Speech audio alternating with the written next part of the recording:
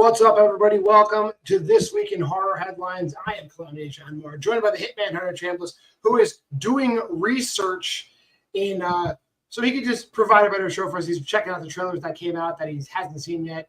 But in the meantime, while we're waiting to get the horror headlines started, anybody who's in the chat, feel free to drop any movies or any movie news topics to talk about today.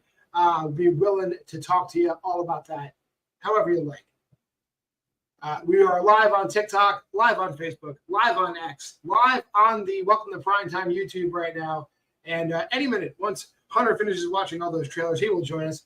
Cecil, the Candy Corn crew, is in the chat. Welcome, sir. How are you doing today? While we're waiting for Hunter, any topics you want to discuss, we can just have a free-form discussion before we get into the actual news of the past week, all the new trailers that dropped, any new directing assignments, any new acting assignments. We're happy to be talking about those soon. Only for an hour, though, because I do have tickets to go see Deadpool and Wolverine in IMAX at 11 p.m., so I'll be doing that. I have to get in my car and drive over to the theater sometime after 10:30.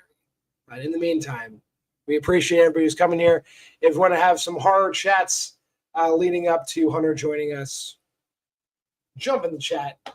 Give me some topics. I will riff. Trying to think of the last movie I saw that was good. I did. It had to be all right. Hunter's here. Hunter, how you doing? I'm here. Sorry about that, guys. I had to make dinner before hopping on here, and I haven't had a chance to watch the trailers. I just watched them, so yeah, glad to be back. Let me go ahead and pull up the first topic. All right, are you ready to get into the first topic, John? I am ready. What are we talking about today? All right, so we have some news for the casting for the I Know What You Did Last Summer reboot from BloodyDisgusting.com. It says, meet the cast of the reboot movie. As we go down, it says, as the 90s slasher franchise I Know What You Did Last Summer is heading back to the big screen with a brand new movie, and the Hollywood Reporter brings us our first casting news this week. Madeline Klein from Outer Reboot, alongside Sarah Pigeon from Gotham, Tyree Withers from Atlanta, and Jonah Howard King from The Little Mermaid. Last we heard, both Jennifer Love Hewitt and Freddie Prinze Jr. were also in negotiations to potentially star alongside some fresh new faces. It says the Hollywood Reporter notes that the model for this new take is the 2022 Scream reboot, which saw members of the original cast mixing up with the young and up-and-comers. The franchise will return to theaters on July 18th, 2025.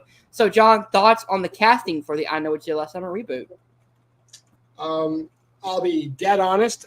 I don't know any of those people off the top of my head. I do know Jennifer Love Hewitt and Freddie Prinze Jr., obviously. The young actors, I don't know. I do know the shows you referenced. I know Atlanta. I imagine he's not one of the main characters in Atlanta because that's Donald Glover, Brian Tyree Henry, Lakeith Stanfield. Not one of those three guys. I have seen Gotham. I do know the main people who were involved in Gotham, so I don't remember her. But I imagine, and I'm not shitting on this movie. Everyone has to get a start somewhere. I have pause that I cannot easily identify any of the four main characters. What do you think? Mm-hmm. So I know Camila Mendes because I watched the first few seasons of Riverdale. She played Veronica Lodge in that show. Oh, well, then she's well known. Okay, I haven't seen that show, but if she played Veronica on Riverdale, that's a big part. Yeah, and then, of course, I'm always excited to see Freddie Prinze Jr. and Jennifer Love Hewitt. The one thing I like about casting, kind of newer stars, especially in a movie like this, that if you go back to something like the original, I Know What You Did Last Summer movie, most of those people had some few TV works, but they were really starting to make, names in the movie business, and this movie gave them that success to move on to other stuff. So if this can give these people the, projection to do other stuff, then that, is always a good thing to have new. I would argue with I Know What You Did Last Summer and the people that started I Know What You Did Last Summer, even the B characters, like Johnny Galecki had been in Roseanne prior to being I Know You Did Last Summer, and Brigitte Wilson was in was not Happy Gilmore. Billy Madison. Everyone in that movie had at least one. And Freddie Prinze Jr. is Freddie Prinze Sr.'s son. There's a lot of things that movie had going for it. This one does not seem to have going for it. But I will see the movie. Listen, I'm going to see the movie. If it has a wide release, I'm going to see it. What do you think of them going with the Scream 2022 route with this, where it's like they're, like mixing in the old cast with a new cast and things like that? I mean, it's a proven kind of formula, I guess. I mean, it's high praise to like throw it out there with Scream when you're talking about basically a movie that's been basically accused ever since it came out as riding the coattails of Scream. For them to do this is not going to help the legacy of I Know What You Did Last Summer. But I Know What You Did Last Summer is not a bad movie. It became a bad franchise with the third movie, but the first two movies were solid. So, I mean, there's something here. And there's also a television show. Yep, it's on Amazon Prime. But also, it's kind of weird saying that, the first I Know movie was kind of a riding the coattails of Scream when it was written by Kevin Williamson as well. So it's kind of cool that, like, does that help it or hurt it? I don't know, because then it's like, well, he's just cashing in, I don't know. I mean, you can make the case. I think you can, especially if it's coming out right around the time that Scream 7 comes out, because no, this comes out next year, doesn't it? Yeah. So we're still not sure about Scream 7, but it's kind of cool that like Kevin Williamson is directing Scream 7, and then another one of his properties that he wrote is now getting a reboot right around the same time.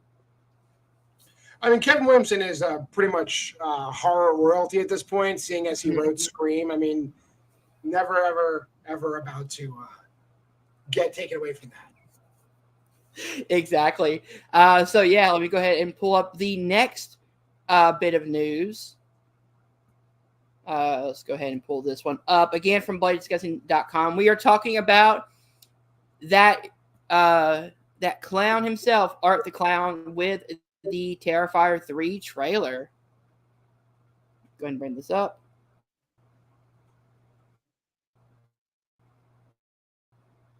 Let's see if I can get it working. Can you guys see that? I can see that, yes. There it goes. All right. The Terrifier 3 teaser trailer says Christmas comes early in Damien Leone's slasher sequel, Terrifier 3 from Bloody Disgusting and Cineverse, which brings Art the Clown exclusively back to theaters on October 11th. With the San Diego Comic-Con about to kick off, we're unleashing the very first teaser trailer from Terrifier 3 that offers a bite-sized sampling of the Christmas-themed carnage erupting on screens this Halloween season, including Art the Clown rocking a chainsaw, and making bloody snow angels, Sienna's triumphant return, and Victoria looking nastier than ever. So, John, thoughts on the trailer for Terrifier 3? I think a lot of people have seen this teaser trailer already for Terrifier 3. It actually, people were losing their minds because everyone's like, he's going to kill a kid. Like we've never seen horror movies where children die before. Yeah, Terrifier is it icon status yet? Remains to be seen. I think this movie has to do well. I do think it will do well. I think people like absolutely love Art the Clown. Like he's got like beyond cult status at this point. Damien Leone is playing with house money. Like he just is. Like it's a great. Even if this movie sucks, it's gonna make a ton of money, and I don't think it'll suck. Oh yeah. No, I mean, especially coming off of Terrifier 2, which I wasn't a fan of the first Terrifier movie, but I absolutely loved Terrifier 2. I think they took what made Terrifier 1 really interesting, which was this kind of, supernatural clown, it's kind of low budget, and then they ramped it up for part 2. I can't wait to see what Damien does with part 3, because I also like that they're putting it out in the Halloween season, but it's a Christmas horror movie. So this is something that like you can rock with like both like Christmas and Halloween. The trailer looks awesome, by the way. The bloody snow angels fucking rocked. Him doing the thing in the pool of blood. Victoria with like half the face, like she looks fucking gruesome. I'm interested to see what route they take with the opening scene because did John pause or is it me? Yeah, 1 second. Sorry about that. I had to change the format of the page once again. But what were you saying, Hunter? I was talking about the kind of the interesting marketing of putting it out on Halloween, but it's also a Christmas movie, and the stuff you can do with Art the Clown and the Christmas season. Like you can have him go after kids. You can have him, dress up as Santa Claus, kill Santa Claus. Like he's definitely dressing up as Santa Claus. I mean, we're getting like the original teaser trailer was basically How the Grinch Stole Christmas. So we're getting it. It really was. And also, Damien Leone is really killing it, especially with this upcoming year, because he not only does he have Terrifier 3, but he also has the movie Stream, which I believe he's a producer on as well for Stream. So it's kind of cool that like indie horror is actually really cool nowadays, and I love seeing it. Yeah, Stream is actually if you watch Bible of Horror, it was on my most anticipated list. I'm still waiting for it to come out, but the cast for Stream, it looks awesome. Dude, it's star-studded. Yeah, everyone's in it. Everyone is in it. But yeah, I am super excited for Terrifier 3. This might be one of my most anticipated of the year. All right, yeah, me too. It was on my top 10.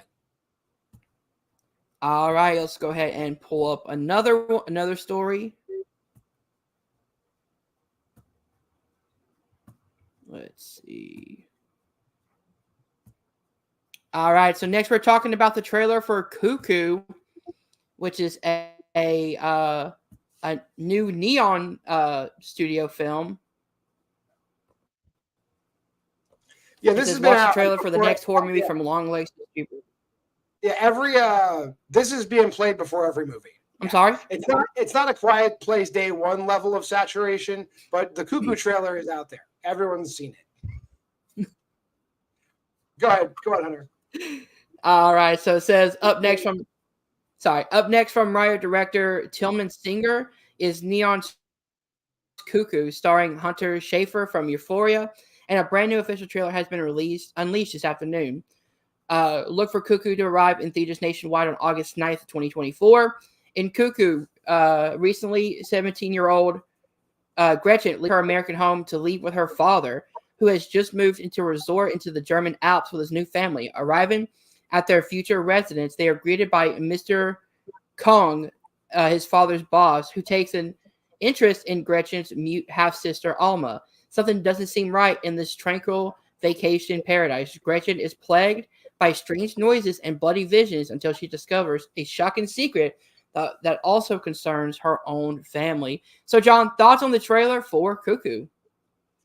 I think with this cast, with Dan Stevens in there and Hunter Schafer, you can't really go wrong with those two. I think Dan Stevens coming off Abigail. Hunter Schafer had a small part in Kinds of Kindness, but obviously the Euphoria stuff as well.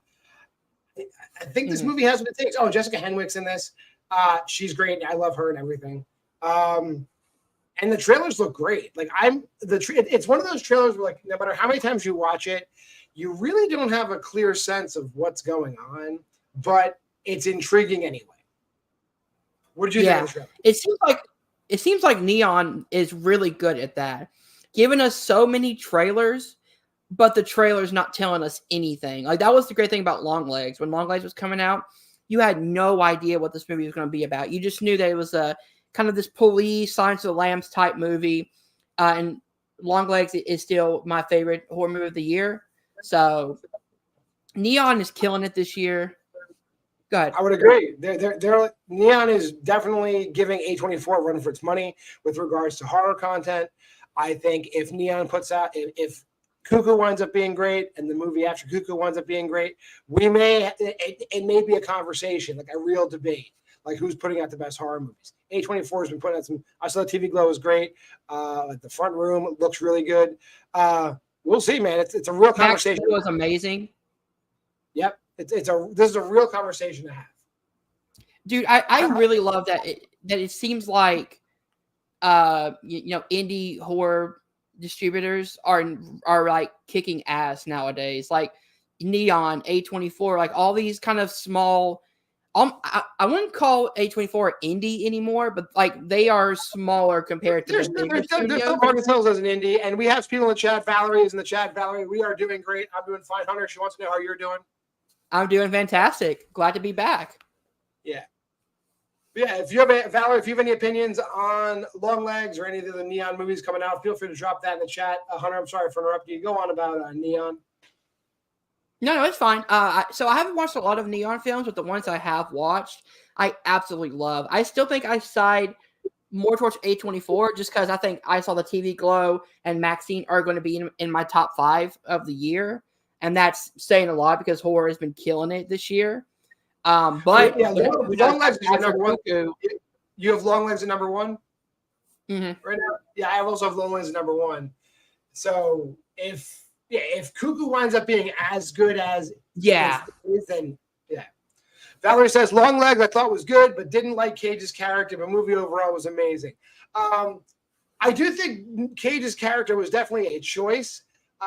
Was it as scary as they marketed it to be? I don't think so, but was it unsettling? Sure. I think actually if you thought Nick Cage's character was a letdown in Long Legs, I would recommend if you can get out there to see Oddity, do so because Oddity is way scarier. Is it a better movie? Not necessarily, but it's if you're into scary, go see Oddity. It is definitely the scariest movie that came out this year. Oddity for sure. Long Legs, the best made movie that came out this year. Oh yeah, I said this during the Welcome to Primetime episode for Long Legs. I said the great thing about this movie is that it uses Nick Cage sparingly because I agree if he was like Buffalo Bill where we're following him in like long chunks of scenes, that could get exhausting.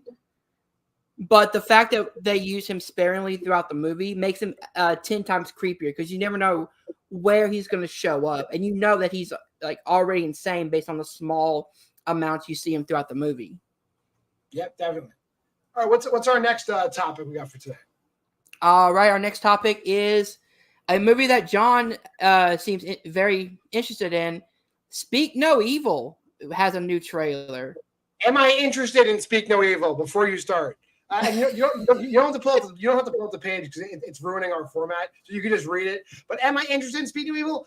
I am morbidly curious about Speak No Evil. Valerie's in the chat talking about Blink Twice. Also, I am more psyched for Blink Twice than I am for this Speak No Evil remake that nobody asked for. However, I've got to say, okay, James McAvoy is in it. Scoot McNairy is in it. The cast is good, and it's James Watkins who gave us Eden Lake. So it's like, is Blumhouse gonna rape me? Like I please don't. Like you have James Watkins directing a remake of a film that's fantastic. Please, Blumhouse, like I'm begging you, please let this movie be good. Like if this is good, it will be good for Blumhouse. If this is bad, it will be a disaster for Blumhouse. That's all I gotta say. Yeah, Blumhouse has really been crap lately, huh? Night Swim, Imaginary, like laughable hot garbage, like funny, like enjoyable in that vein. But to have those two movies being the lead up to a remake for a movie that could have just been released as is in America, I don't understand. I mean, the movie, looking at the trailer, the movie looks different. Like the way, I mean, just what they're showing in the trailer, it looks like they're like as opposed to the other movie. It looks like the couple is fighting back.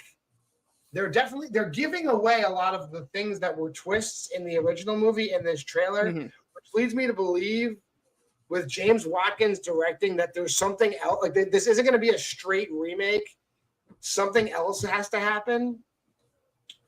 But then again, it is James Watkins who gave us Eden Lake. So I imagine the ending is going to be destroyed. Will be soul destroyed. If the movie is good, the ending is going to be soul destroyed. Like guaranteed. So I am cautiously, with all capital letters, optimistic about this remake with James Watkins and James McAvoy involved. Please, Blumhouse, please don't mess this up. Like it's too much. It would hurt my heart too much. I don't know if check with me after I watch Speak No Evil. I might be in the hospital. Oh no! So I'm somebody who I haven't seen the original Speak No Evil. At this rate, I wouldn't. Just watch this, and then I'll let you know if you should watch the original. Okay. But the trailer seems interesting to me. It seems like it, almost like a home invasion type movie, which sounds like invasion. It's like a reverse home invasion, I guess, because like they're the guests at the house. Valerie, thank you for offering to check on me. I'll probably be at St. Luke's, Allentown, is where I'll wind up. I mean, the talent involved with this movie, I really hope it's not bad because again, you have Mackenzie Davis, you have James McAvoy, Scoot McNairy. It's a Halt and Catch Fire reunion for those of you who watched that fine AMC drama. Scoot McNairy and Mackenzie Davis were both on that show. Oh, nice. Yeah. I mean, I'm a huge fan of James McAvoy, so hopefully he does well in this movie. I mean, but again, it's Blumhouse, and that's something that you have to go in knowing this isn't the Blumhouse of old. Like this is 2024 Blumhouse. It is the Blumhouse of current, yes. It is the Blumhouse that made The Exorcist Believer. So just remember. I want everybody to remember that not too many years ago, Blumhouse had a movie that was nominated for Best Picture. Let's put that out there. And this year we have Night Swim and Imaginary. How the mighty have fallen. Ooh. I am just so glad that A24 is putting out quality still because I do not want them to go the route of Blumhouse. So what do we got as our next topic? All right. So again, from Bloody Disgusting, we have the cast for The Long Walk. Judy Greer and Mark Hamill are joining the cast. Is this for the Stephen King Long Walk or is this a remake? Go ahead and read this from BloodDisgusting.com.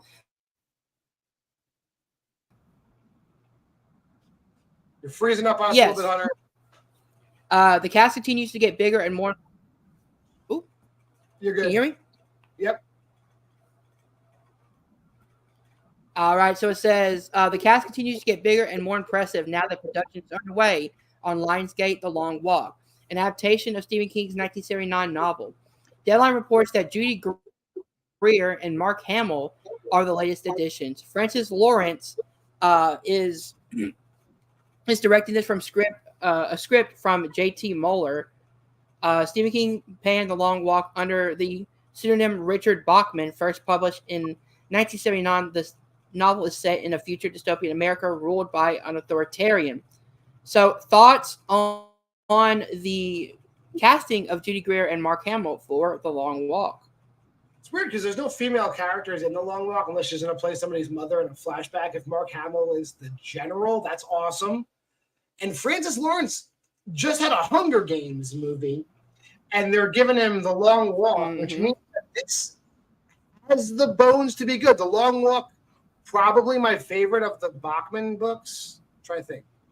All the Bachman books are pretty good, but The Long Walk always stuck with me as like a young kid / teenager reading Stephen King. Long Walk's a crazy good book. It's not even it's a novella. It's like 100 pages. It's always I always wondered when The Long Walk was going to come out, because the narration of The Long Walk does lend itself to like a movie medium. So I'm going to say it with me, everybody. I'm cautiously optimistic about seeing The Long Walk. Valerie's saying maybe they're going to add some female characters to The Long Walk.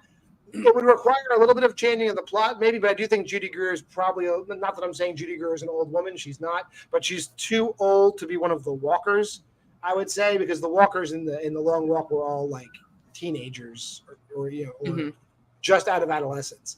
So regardless, given the success and having Francis Lawrence direct this makes sense, because what is the Hunger Games but a bunch of adolescents being forced into a game where there can be only one survivor? And The Long Walk is a bunch of adolescents being forced into a game where there's only one survivor. So that's great. You picked the right director. Yeah, so I don't know a lot about The Long Walk. I've never read the book. But the idea of it sounds very interesting. It sounds like Stephen King's, as you said, Stephen King's like Hunger Games. Yeah, basically, the long Walk is basically exactly what it is. Like 100 people take off and you just walk. And if you go slower than 4 miles an hour and you're warned 3 times, they just shoot you. Jesus. That's the whole book. Like, and so that walk. Sounds awesome. But they walk, like they do not get a break. They literally walk. And they go on. That sounds awesome. They walk for days, yeah. So yeah, I'm very excited for this movie. I really liked the latest Hunger Games movie. I thought it was directed really well. I liked the big sweeping shots, and it felt like for the budget it felt like it had 10 times the budget. And that's and really the parallels between The Long Walk and the Hunger Games keep going, because honestly it is the same. Like the winner of The Long Walk basically gets like a wish granted. Like they get whatever they want if they win. Like the generalissimo, like the dictator grants the winner a wish. So another parallel with Hunger Games, basically, the winner's going to be a celebrity. So and I could definitely see in 2024 or 2025, whenever this movie is slated to come out, like it's the right time for a movie like this. So I think this should be good. Everything is aligned. Can't go wrong with Mark Hamill. Can't go wrong with Judy Greer. Can't go wrong with Francis Lawrence, especially in this subgenre. I think it's going to be a winner. Dude, Mark Hamill is killing it lately. Like, I thought he was awesome in Fall of the House of Usher. Mm-hmm. I loved it. I loved his performance in there. He's going to be in The Life of Chuck coming out the next Mike Flanagan movie, and that's another great Stephen King story. I'm very, very, very interested to see how they're going to adapt The Life of Chuck, because the story is interesting, but this is, as opposed to The Long Walk, the way that narrative runs in The Life of Chuck doesn't really lend itself to a movie medium. However, I trust in Flanagan. Yep. Period. All right, let's move on to our final topic, which is Shudder and IFC Films date Azrael starring Samara Weaving for September. Samara Weaving. Go ahead, Hunter. I'm sorry? I said, speaking of actors and actresses that can do no wrong, Samara Weaving. Yeah, Samara Weaving from Ready or Not and Scream 6 leads the cast of the upcoming Azrael from writer Simon Barrett, who wrote The Guest and You're Next, which now has a release date. Deadline reports this morning that the IFC Films and Shudder have scooped up the film's North American rights, with a theatrical release for IFC set for September 27th, 2024. In a world which no one speaks, a devout female-led community hunts down a young woman, Weaving, who has escaped her imprisonment. Raptured by its ruthless leader, Azrael is said to be sacrificed to petrify an ancient evil that resonates deep within the surrounding wilderness, yet she will stop at nothing to assure her own freedom and survival. So, thoughts on, one, the movie Azrael, like the plot, and the writer doing what was it? Simon Barrett, Adam Wingard's good friend, Simon Barrett. Writing. I mean, he's written a ton of good. I mean, I'm not gonna say he's not like the greatest horror writer that's ever lived, but he's very serviceable when it comes to like movies like You're Next, like just hard hitting, like, you know, in your face movies like that. So I imagine if we're getting him, Samara Weaving, I'd love to know who's attached to direct it. That's probably going to sell it for me. If it's just some unproven person, I don't know. But if directed by E.L. Kratz, Channel Zero, The Haunting of Bly Manor, and Cheap Thrills. All right, remains to be seen. I don't know if he's in that same directing tree like the original VHS crew, like the Adam Wingard, Radio Silence, Ty West, Joe Swanberg crew. But like I always say, Hunter, I'm gonna give it a shot. If it comes out in theaters, I'm gonna see it. So Azrael, I imagine with Samara Weaving as the lead, this is gonna get at least a limited release. Oh yeah. Yeah. So from the sound of it, it sounds very interesting. It sounds again like this, you know, kind of religious undertone horror movie, which we've been seeing a lot of lately. Like that's been a huge thing in 2024. Like at least 4 or 5 horror movies have had that back of like religious based or either like a religious tone background.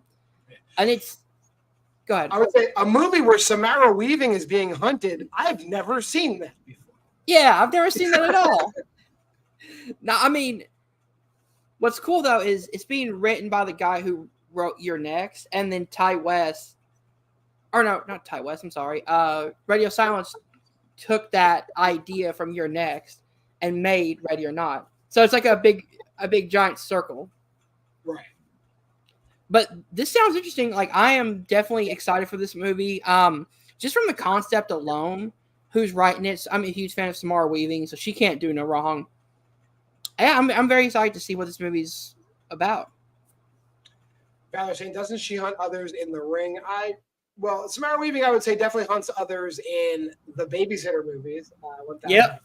And I believe she's definitely doing a little bit of killing and mayhem. Aside from that, she's usually the hunted. Yeah, she is. Whether or not she turns the tables, but whatever. You're right. That is Your Next kind of vibe. Yeah, and that's all the horror headlines we got for today. Now we turn to the part of the show where we open the floor. If anybody on any of the platforms has any comments, feel free to throw it out there. I don't know if you can see any comments coming through, Hunter, on YouTube or Facebook. The only one I see is, I don't know if you saw this one, Lois on Facebook. My Aunt Lois, hello, how's it going? Yeah, Valerie saying Ready or Not was amazing. Ready or Not is probably like, definitely put Radio Silence to the map, obviously. I mean, like everything they did prior to Ready or Not was fine to good. Ready or Not, definitely with some cash dollars behind them, Radio Silence showed that they are cutting edge horror splatter comedy experts. Like 1,000, like if you're gonna make a movie that's gonna have a lot of laughs and a lot of blood and be a little bit scary, you're gonna call Tyler and Chad and you're gonna say, make me a fucking movie right now. Hey, AKA Abigail. I thought Abigail was so much fun this year. Yeah. So speaking of like Radio Silence, John, here's a question for you. What is your favorite Radio Silence directed movie? Right now, I'm gonna say Abigail. I think I'm one of the few people that's like wow, a great Abigail. Not that I didn't like the Scream movies; they were fine. But I think Abigail was like, to me. I mean, I know a lot of people like harped on the fact that like, they gave away the twist in the marketing, but I think there were plenty of twists left over in that movie. And I feel that like it was just a good time. Abigail, while not scary, it is funny and it's just a good movie. It's a fun time.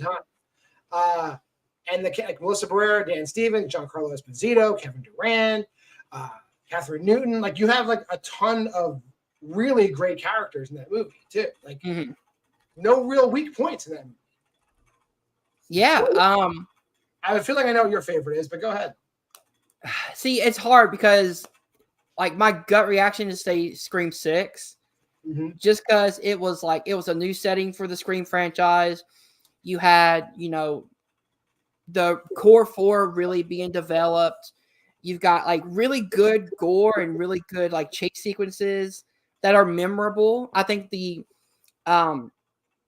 latter chase scene in the apartment building is like fantastic.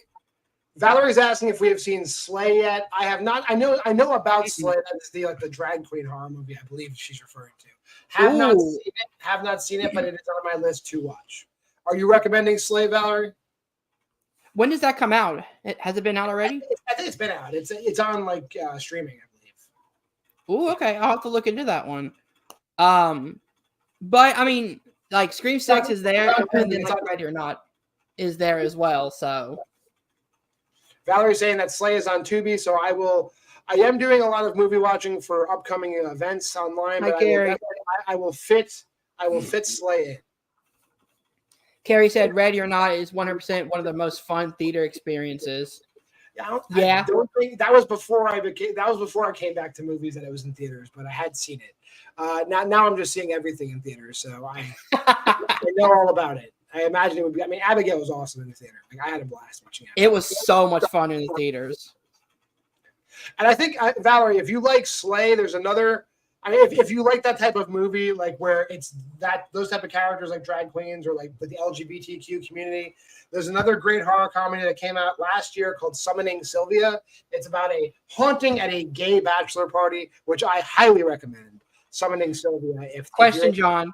Yeah. Speaking of like, like themes of like LGBTQ plus movies, do you count I Saw the TV Glow as one of those movies?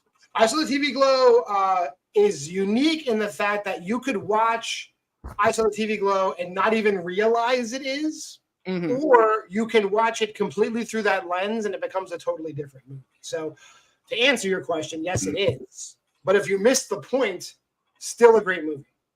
Oh, yeah. So that's in my top 5 of the year. I think it's the experience, but also the acting give you this kind of like great mix. It's a really tone-based horror movie. The atmosphere is there. It's weird. It's out there, but it's really, really interesting. It's unique, and Jane Schoenbrunn has a voice. I mean, I did see, We're All Going to the World's Fair. Didn't really care for it, but I knew that their voice was, important.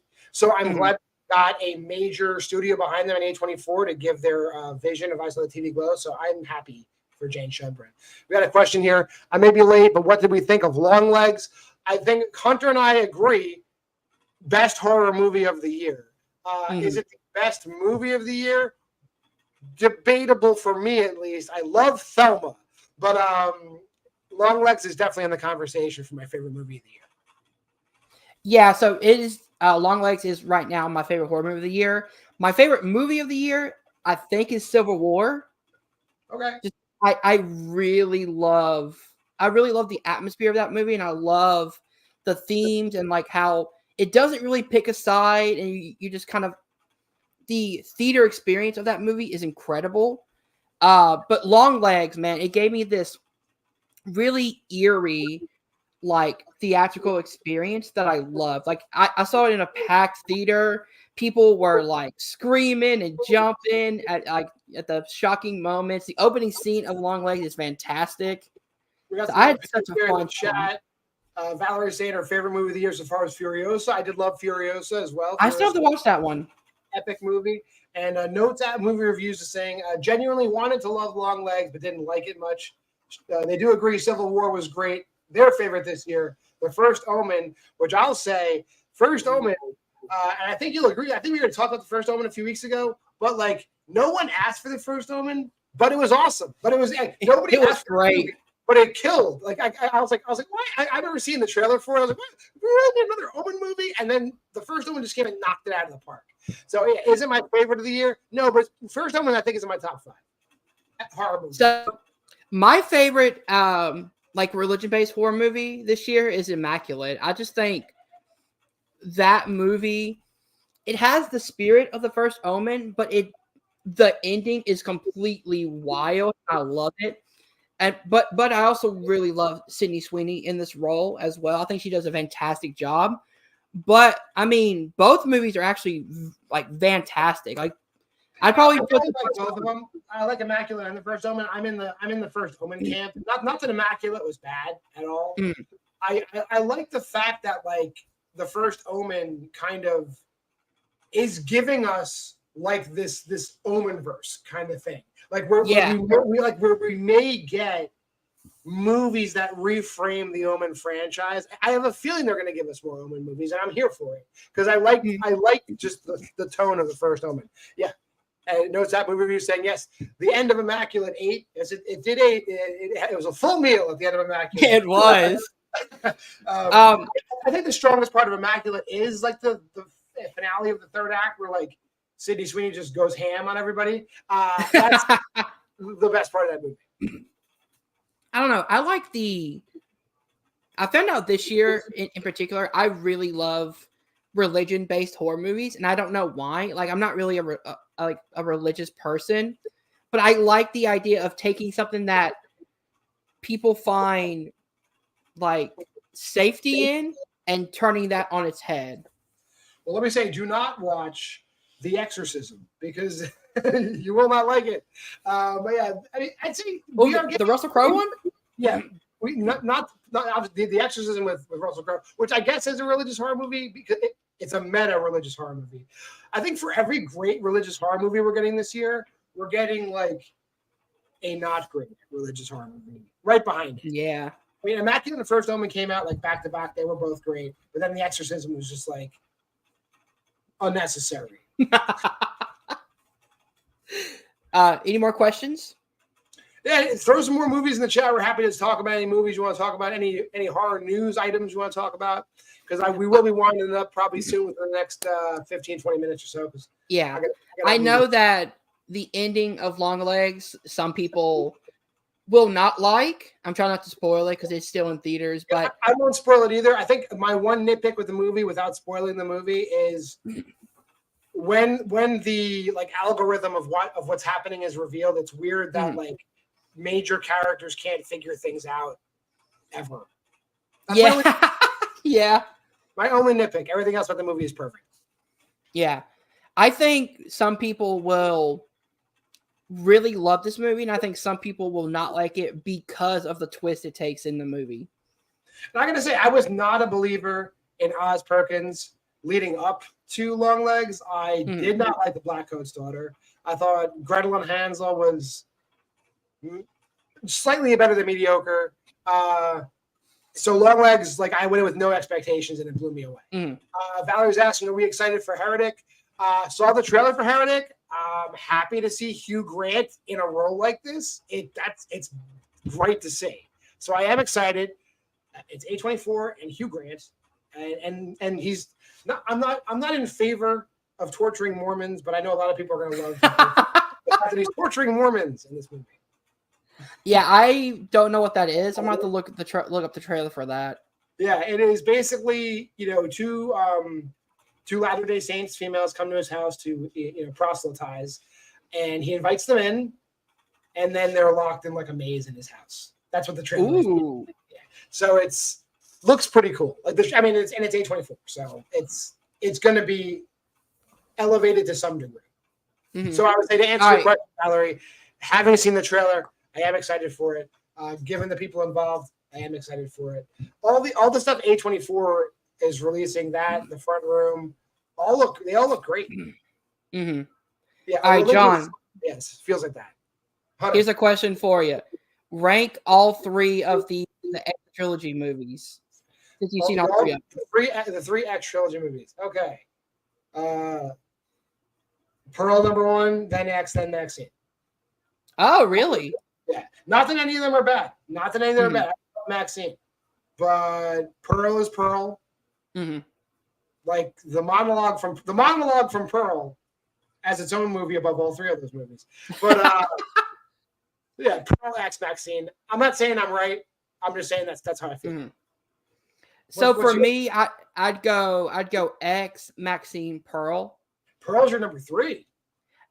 I love Pearl. I think the idea of the 50s, the Technicolor style, I love.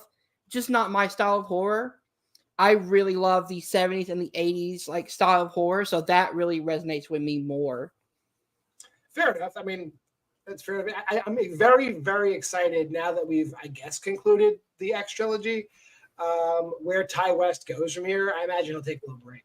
But I am excited to know what he's doing next, just because like now we're in like peak Ty West. I mean, not that the stuff he did before was bad. I think everybody loves House of the Devil, The Sacrament, The Innkeeper. I think everybody loves those movies. But you can't, they don't hold the candle to the X trilogy. So yeah, $5. Like it may be like sacrilegious for me to say, but I'd put the X trilogy up there with some of the best trilogies. Just because no movie's bad. Yeah, I think the lowest rating I have for any of these movies is like a 4.5 out of 5. It's like 4.5, 4.5, 5. You know. Yeah. So, well, with that being said, I think everything is winding down in the chat here on TikTok. So I do think we'll wrap it up. Hunter, let them know where to find you. All right, guys, find me over at Welcome to Primetime, which is my horror channel. We're doing more videos over there now that I'm back from vacation. Also, check out our Welcome to Primetime TikTok page where we just uploaded a video for Long Legs. Sweet. And you know where to find me, Why We Love Horror. You're on the Why We Love Horror TikTok. You're on the Why We Love Horror X. But Why We Love Horror on YouTube and Why We Love Horror on Facebook. You'll find me anywhere you search for that. Those 4 words in that order, you'll find me. That being said, we're closing out on TikTok. See you guys next week. Stay scared, guys. Over here, and we'll play ourselves out over in this one.